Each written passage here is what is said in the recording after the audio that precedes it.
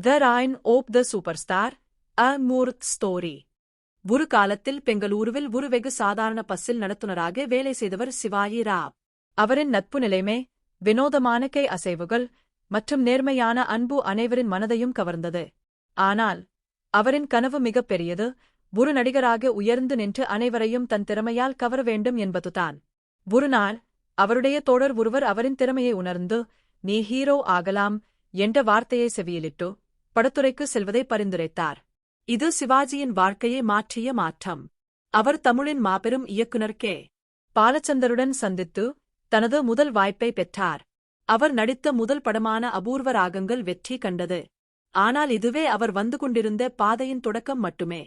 அவரது சாமானிய தோற்றத்துடன் கூடிய விசித்திரமான பாணி மற்றும் தன்னம்பிக்கை மிக்க அணுகுமுறை அவரை மக்கள் சூப்பர் ஸ்டார் என அழைக்கும் அளவுக்கு உயர்த்தியது.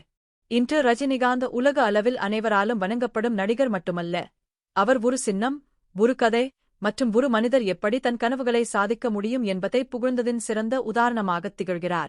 கற்றுக்கொள்ளும் பாடம். நாம் எங்கு இருந்தாலும், எவ்வளவு சாதாரணமாக இருந்தாலும், நமது கனவுகளை நம்பி உழைத்தால் அசாதாரண சாதனைகள் நிச்சயம் சாத்தியமாகும். தோல்வி கற்றுக் கொடுக்கும், வெற்றி உறுதியை வழங்கும். Super star Rajinikanth.